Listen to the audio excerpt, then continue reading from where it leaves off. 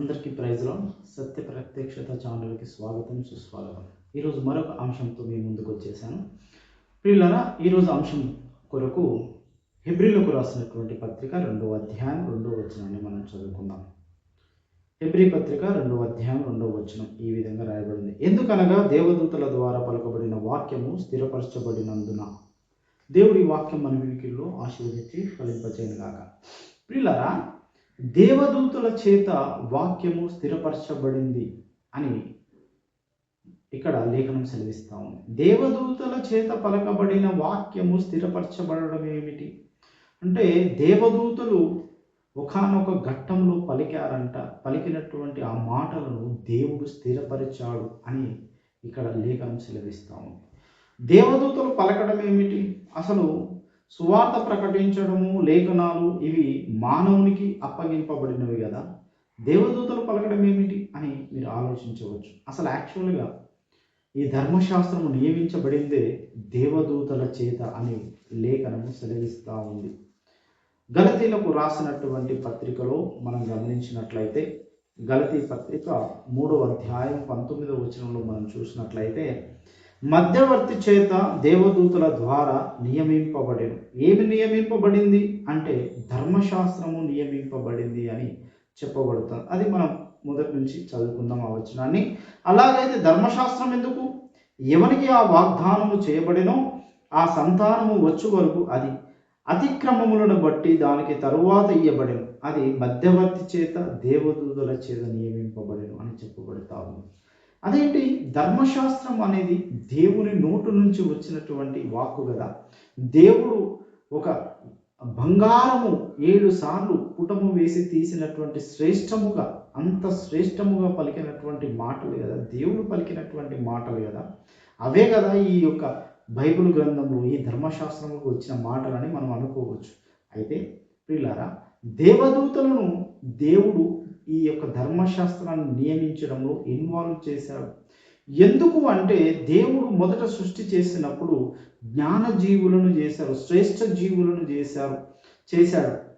అయితే ఈ దేవదూతలకు ఇచ్చినటువంటి ఆ శ్రేష్టమైన జ్ఞానము దేవుడు పరీక్షించాడు.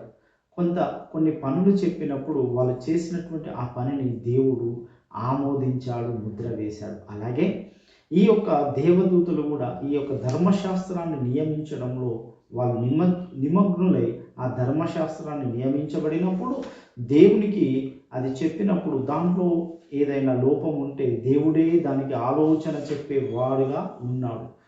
కాబట్టి ఈ ధర్మశాస్త్రంలో ఎలాంటి లోపము లేనటువంటిగా మనకు కనపడుతుంది. ఈ ధర్మశాస్త్రాన్ని నియమించిందే దేవదూతలని ఇక్కడ అపోస్తుల కార్యంలో మనం గమనించినట్లయితే, అపోస్తుల కార్యంలో 7వ అధ్యాయం 53వ వచనంలో కూడా ఈ మాట మరొక్కసారి ఉటంకిస్తూ ఉన్నాడు పరిశుద్ధాత్మ దేవుడు. చూడండి, అపోస్తుల కార్యములు 7వ అధ్యాయం 53వ వచనాన్ని మనం గమనించినట్లయితే, దేవదూతల ద్వారా నియమింపబడిన ధర్మశాస్త్రమును మీరు పొందితిరి గాని దాన్ని గైకొనలేదు.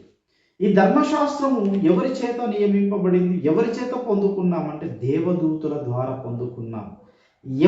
దేవదూతల ద్వారా ఎలా పొందుకున్నాం? సీనాయి కొండ మీద ఎవరిచ్చారు ఈ ధర్మశాస్త్రాన్ని అంటే దేవుడే ఇచ్చాడు. కానీ ఈ ఇవ్వబడినటువంటి ధర్మశాస్త్రము యాక్చువల్గా పరలోక ఆలోచన సభలో నియమించబడింది. ఈ ఆలోచన సభలో ఈ ధర్మశాస్త్రాన్ని దేవుడు వాళ్ళకి నియమించమని ఆజ్ఞాపించాడు. చూడండి, యోబు గ్రంథము మనం చూసినట్లయితే 15వ అధ్యాయంలో మనం గమనించినట్లయితే 8వ వచనం, నీవు దేవుని ఆలోచన సభలో చేరి ఉన్నవాడవా అని లేఖనం సెలవిస్తాను. ఆలోచన సభ ఒకటి ఉంది. ఆ ఆలోచన సభలో దేవదూతలు అనబడిన వారు, శ్రేష్టమైన భక్తులు, శ్రేష్ఠ దేవదూతలు అనబడిన వారు ఉన్నారు. వారి చేత ఈ ధర్మశాస్త్రం నియమించబడింది.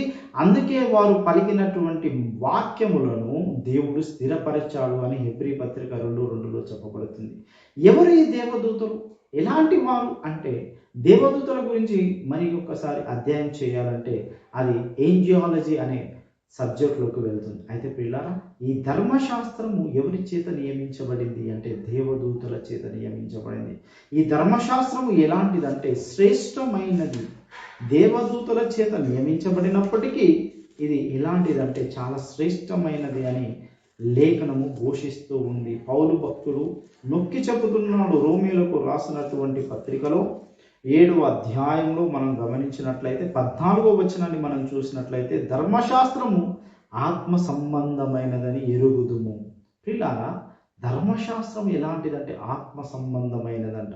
అలాగే 16వ వచనంలో కూడా మనం గమనించినట్లయితే ఇచ్చయింపనది నేను చేసిన ఎడల ధర్మశాస్త్రము శ్రేష్టమైనట్టు ఒప్పుకొనుచున్నాను. ధర్మశాస్త్రము శ్రేష్టమైనది, అలాగే ఆత్మ సంబంధమైనది. చూడండి, అలాగే 14వ వచనంలో కూడా క్షమించండి 12వ వచనంలో మనం గమనించినట్లయితే కాబట్టి ధర్మశాస్త్రము పరిశుద్ధమైనది. ధర్మశాస్త్రము ఎలాంటిదంటే పరిశుద్ధమైనది, జ్ఞానమైనది. అలాగే ఈ ధర్మశాస్త్రము పరిశుద్ధమైనది, శ్రేష్టమైనది. ప్రియులారా, ఆత్మ సంబంధమైన ఈ ధర్మశాస్త్రాన్ని రాసి ఇచ్చిన వారు ఎవరు అంటే దేవదూతలు. ఈ దేవదూతలు పలికినటువంటి వాక్యములను దేవుడు స్థిరపరిచెను అని హెబ్రీ పత్రిక 2:2లో చెప్పబడతా ఉంది. కాబట్టి ప్రియులారా, ఈ దేవదూతలు ఇచ్చినటువంటి ఈ ధర్మశాస్త్రాన్ని చదివే దావీదు భక్తుడు ధన్యుడయ్యాడు. అందుకే మొదటి కీర్తనలో చెప్తూ ఉన్నాడు, దివారాత్రము యెహోవా ధర్మశాస్త్రమును ఆనందించి చదువువాడు ధన్యుడు ధన్యుడు ధన్యుడు అని చెప్పబడుతూ ఉంది.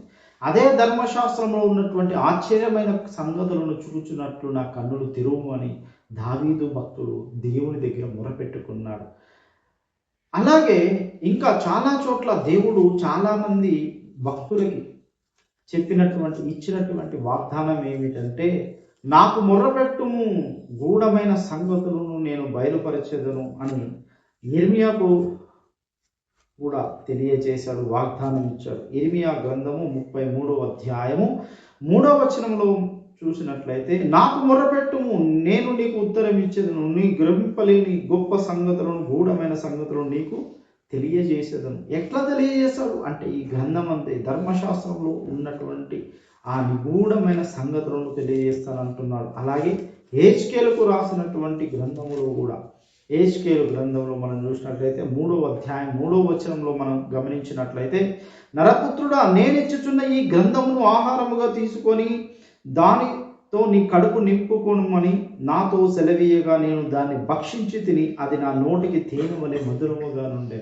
అంటే ధర్మశాస్త్రము ఎప్పుడైతే భక్షించాడో హెజ్కేలు, ఆయన నోటికి మధురముగా ఉన్నదంట.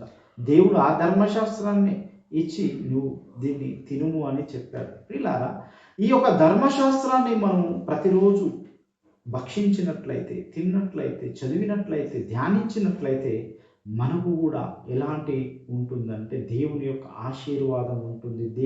ఇది శ్రేష్టమైనది. మనము కూడా శ్రేష్ఠ భక్తుల్లోనికి మనం చేర్చబడతాము. అలాగే దావీదు భక్తుడు కూడా చేర్చబడ్డాడు. ఈ ధర్మశాస్త్రం మామూలు ధర్మశాస్త్రం కాదు, ఆశ్చర్యమైన సంగతులు కలిగి ఉన్న ధర్మశాస్త్రం. ఇప్పుడు మన చేతిలో ఉన్నది 66 గ్రంథాల ధర్మశాస్త్రం. ఈ ధర్మశాస్త్రాన్ని ప్రతిరోజు ధ్యానించి మనం ధన్యులమైదాం. దేవుడి వాక్యం మన వెనుకలో ఆశీర్వదించి ఫలింపజేయుగాక. Thank you.